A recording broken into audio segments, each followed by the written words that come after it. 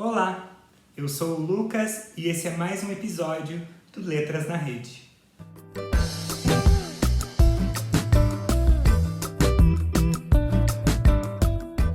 Nesta série, estamos abordando a obra Papéis Avulsos, do Machado de Assis, que é uma das leituras obrigatórias do vestibular da URGS de 2021. Hoje eu vou conversar com você sobre A Sereníssima República, que é o 9º conto desse livro. A primeira coisa que a gente tem que prestar atenção nesse conto diz respeito à nota introdutória do Machado de Assis, em que ele nos diz que o sentido do conto é restrito e que aborda as nossas possibilidades eleitorais. Isso nos dá pista, basicamente, do tema ou do assunto do conto, que é falar sobre eleições e política. Além disso, a gente pode usar a nota para mais ou menos entender a época em que o conto foi publicado. Esse conto saiu originalmente no dia 20 de agosto de 1882, na Gazeta de Notícias, que era um jornal que circulava no Rio de Janeiro, capital do Império Brasileiro na época. 2 meses depois, saiu o livro Papéis Avulsos. Só que 1 ano antes, em janeiro de 1881, entrou em vigor no Império Brasileiro a Lei Saraiva, que instituía o título eleitoral no Brasil. Se a gente somar todas essas informações, a gente pode mais ou menos pensar que uma ideia de república, ou seja, mudar o sistema de governo do império para a república, já podia estar pairando na sociedade carioca da época, já que Rio de Janeiro era a capital do Império Brasileiro, era onde Machado de Assis vivia e onde seus contos eram publicados. E vale lembrar também que a proclamação da república aconteceu pouco tempo depois disso, em 1889. Essa discussão política aparece no conto do Machado por meio de muita ironia, um recurso que ele usava muito e por meio do qual ele fazia aparecer a sua crítica aos valores, aos hábitos, aos comportamentos da sociedade, e nesse caso, mais precisamente, a política brasileira e seu sistema eleitoral. Ou as possibilidades eleitorais com uma possível república, como ele deixa claro na nota introdutória. Agora, você já imaginou se um humano compreendesse o modo de vida de um grupo de insetos, organizasse esse grupo em sociedade e, dominando a linguagem entre eles, organizasse eles num sistema republicano, um sistema de governo tal e qual ao dos humanos? É mais ou menos sobre isso que esse conto fala. A Sereníssima República como narrativa é, na verdade, uma conferência. E uma conferência, ela é geralmente apresentada por uma pessoa, certo? Nesse caso, o nosso apresentador é também o narrador, que em primeira pessoa vai expor ou vai apresentar essa conferência. Tudo do seu ponto de vista. O nosso narrador-personagem, que é como a escola costuma chamar esse tipo de narração, é o Cônego Vargas. Mas atenção, cônego não é o nome dele. De acordo com o dicionário, um cônego é um padre que trabalha na igreja, auxiliando o bispo em todas as suas tarefas. No sentido figurado, o dicionário diz que o cônego também pode ser um padre que se dedica muito pouco ao trabalho. A gente não pode afirmar isso em relação ao Cônego Vargas, porque a gente não tem elemento suficiente na narrativa para dizer que esse sentido figurado caracteriza ele. Mas a gente pode desconfiar, porque como a gente vê na narrativa, ele está muito pouco envolvido com a igreja e muito envolvido com a ciência. A conferência do Cônego Vargas é destinada a um público que não fala. A gente só ouve, ou melhor, a gente só lê a voz do Cônego Vargas na história.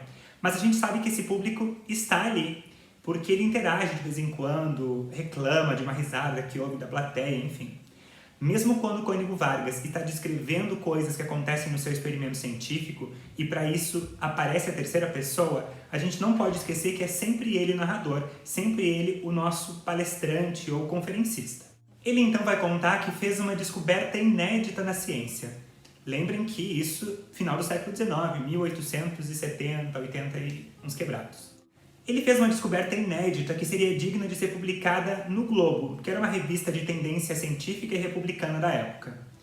Pois bem, o Globo, segundo o Cônego Vargas, teria dado a notícia de que um cientista inglês descobriu um tipo de comunicação entre os insetos, fazendo um experimento com as moscas. O Vargas, então, conta que ele fez a mesma descoberta muito tempo antes desse cientista inglês. Eu vou ler para vocês o trecho em que ele fala sobre isso pela primeira vez. Senhores, vou assombrar-vos como teria assombrado Aristóteles se lhe perguntasse: credes que se possa dar um regime social às aranhas? Aristóteles responderia negativamente, como vós todos, porque é impossível crer que jamais se chegasse a organizar socialmente esse articulado arisco, solitário, apenas disposto ao trabalho e dificilmente ao amor. Pois bem, esse impossível, filo eu. O Cônego Vargas, então, faz as vezes de um cientista e vai acabar se envolvendo muito profundamente com esse experimento social dele, que ainda carece de maior comprovação, como ele deixa muito claro. Mas o experimento vai ser organizar as aranhas em sociedade. Ele diz que seu estudo está alinhado com as principais teorias da ciência em voga, como o naturalismo, o evolucionismo. Ele até cita o Darwin em certo momento do conto. Ele ouve risos da plateia quando fala sobre as aranhas, mas sai na defesa delas, criticando o parasitismo do gato, do cachorro, da galinha, sempre dependentes do ser humano. Também critica o mosquito, a pulga, que perturbam o ser humano, tiram o sangue e nada colaboram para o desenvolvimento da sociedade. Por outro lado, quanto às aranhas, ele diz o seguinte: a aranha, senhores, não nos aflige nem defrauda, apanha as moscas, nossas inimigas, fia, tece, trabalha e morre. Que melhor exemplo de paciência, de ordem, de previsão, de respeito e de humanidade? A primeira aranha chegou à presença do Cônego Vargas no dia 15 de dezembro de 1876. No dia seguinte chegaram mais 3 e ele acabou alojando elas num canto da sua chácara. Ele descreve então a espécie que ele conhece da seguinte maneira: era tão vasta, tão colorida, dorso rubro com listras azuis transversais, tão rápida nos movimentos e às vezes tão alegre que de todo me cativou a atenção. O nosso conferencista então conta que descobriu, analisando essas aranhas, o idioma araneida, a linguagem das aranhas, e que até preparou uma gramática para uso pessoal e que agora ele estaria preparando essa gramática para um uso formal e acadêmico.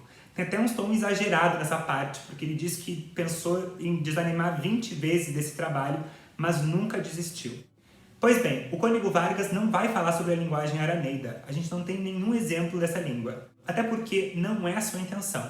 A sua intenção, como ele deixa muito claro, é ressalvar os direitos da ciência brasileira, que, pela sua experiência, é superior ao exemplo da ciência inglesa, como foi publicada antes na revista O Globo. Em janeiro de 1877, ele já contava com 20 aranhas. Em fevereiro do mesmo ano, ele tinha 55. E em março, eram 480 aranhas. Ele decide, então, colocar em prática o experimento e organizar elas em sociedade. Para fazer isso, ele se vale de algumas coisas, como o seu tamanho, a sua estatura em relação às aranhas e também o domínio que ele já tinha sobre o idioma araneida. Considerando essas duas coisas, ele diz que as aranhas o viam como o deus das aranhas. O livro, ou o caderno em que ele tomava nota sobre o seu experimento, segundo ele, era visto por elas como o registro dos seus pecados, o que fazia com que elas se comportassem de uma maneira exemplar. Só que para a ideia funcionar, era preciso que ele desse a elas um sistema de governo. Ele estudou várias possibilidades, inclusive muitos sistemas atuais da época, que, na sua crítica, eram bons, mas tinham como defeito existir. Estão vendo aí como aparece ou como transparece a ironia, a crítica do Machado de Assis? Pois bem, restava ao Cônego Vargas criar um novo sistema ou restaurar um sistema do passado, já que os atuais não serviam. Ele decide pela segunda opção e restaura um modelo da Sereníssima República de Veneza. Essa república, que existiu de fato, funcionou entre os séculos 7 e 13 e seria um modelo clássico de república, dividindo o poder em 3 esferas: o poder supremo, no Doge, que seria como o chefe de Estado, o poder aristocrático, no Senado, e o poder democrático, nos conselhos. Acontece que as famílias aristocráticas começaram a ocupar também os conselhos, diminuindo o poder do governante e o poder democrático desses conselhos. No século XIII, o principal desses conselhos passou a ter seus cargos hereditários e não mais eleitos democraticamente. E foi aí que a Sereníssima República começou a ruir. Vamos voltar para a Conferência do Vargas. Depois de dizer que ele vai usar um modelo da Sereníssima República de Veneza, ele explora o sistema eleitoral dessa república, que, segundo ele, exclui qualquer vício, corrupção, cobiça pelo poder. Copiando o modelo de Veneza, a eleição funcionava mais ou menos assim. Escreviam-se em umas bolas os nomes dos candidatos e essas bolas eram colocadas dentro de sacos. A cada eleição, tiravam-se os nomes dos candidatos eleitos de dentro do saco. Seria mais ou menos como um sorteio, democrático se a gente pensar que todas as pessoas, ou todas as bolas, têm a mesma chance de ser tiradas de dentro desse saco. As aranhas aceitam a proposta do Vargas, e logo é organizada uma grande assembleia em que se decidiu que o primeiro saco teria 5 polegadas de altura por 3 polegadas de largura. 10 damas, 10 aranhas no caso, seriam chamadas para tecer esse saco e passariam a ser reconhecidas como as Mães da República.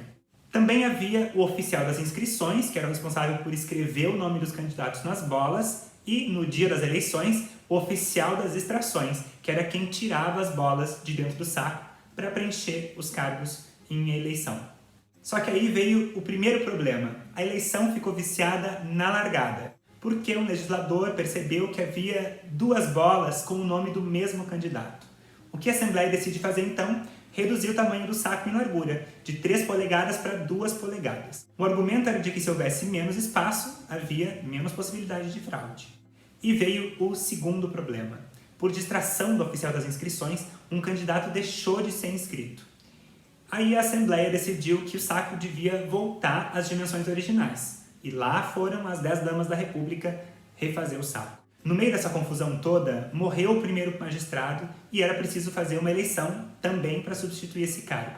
E eram 2 os candidatos, Hazeroth, do partido retilíneo, e Magog, do partido curvilíneo. Vamos abrir parênteses agora para mais ou menos entender como funcionava a divisão partidária da República das Aranhas.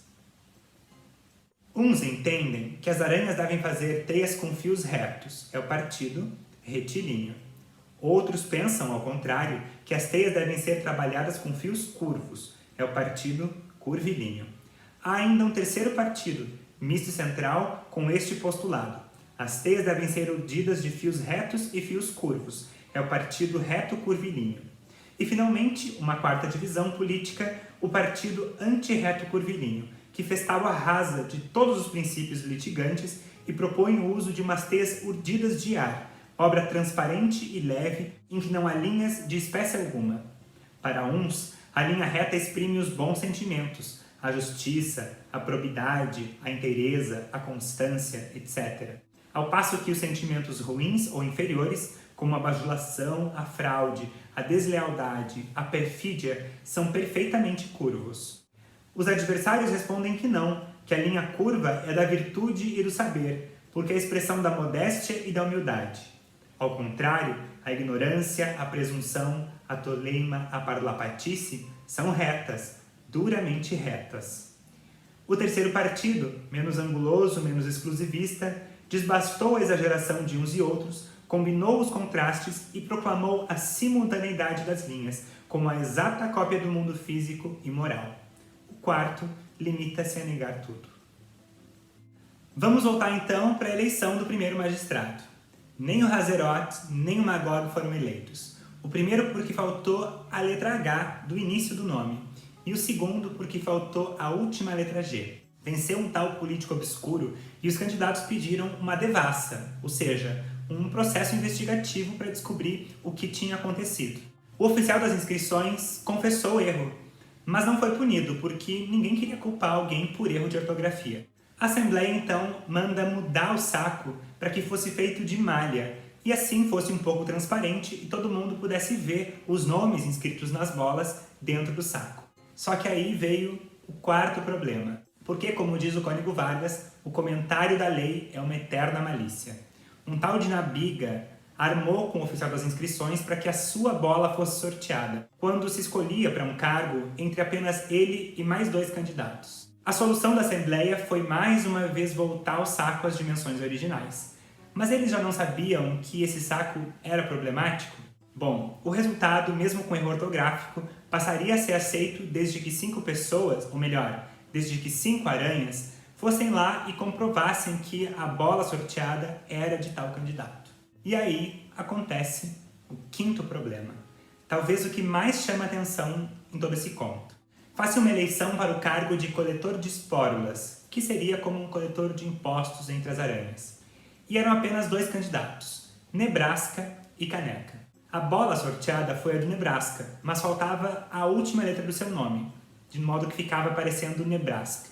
Tudo bem, já que 5 aranhas foram lá, compareceram e disseram que era de fato a bola do Nebraska. Só que o outro candidato, o Caneca, resolveu pedir uma comprovação de que a bola sorteada era do Nebraska e não a dele, do Caneca.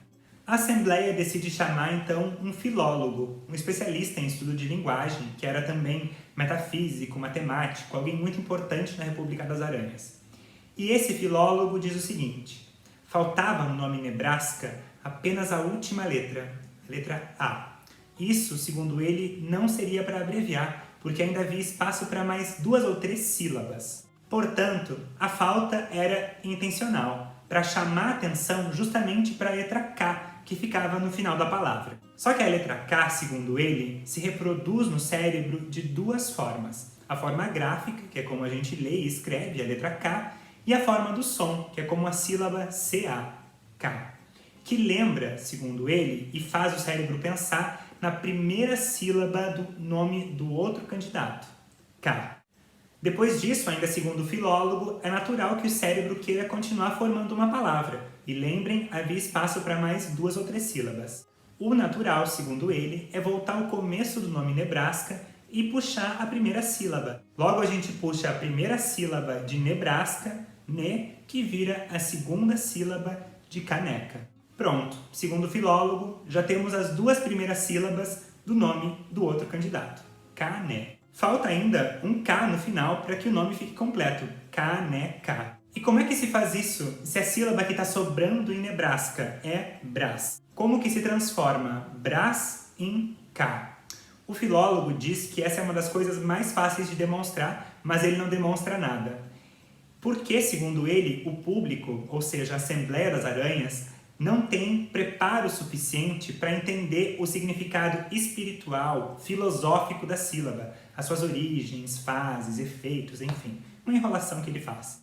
No fim das contas, ele não explica muito como, mas diz que é evidente que o nome inscrito na bola é, na verdade, caneca e não Nebraska.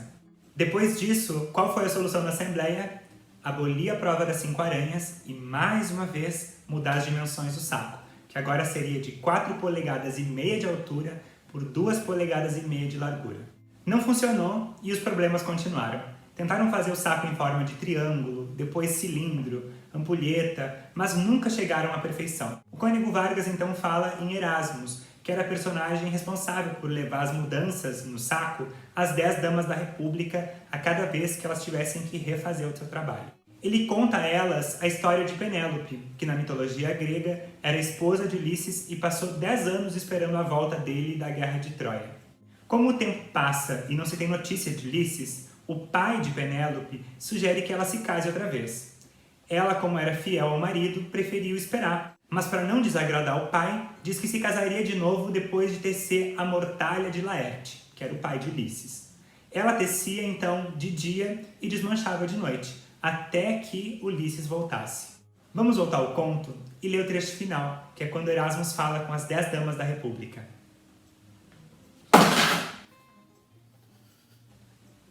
Vós sois a Penélope da nossa República, disse ele ao terminar. Tendes a mesma castidade, paciência e talentos. Refazei o saco, amigas minhas, refazei o saco, até que Ulisses, cansado de dar as pernas, venha tomar entre nós o lugar que lhe cabe. Ulisses é a sapiência. O que significa sapiência? Significa erudição, sabedoria, conhecimento, enfim.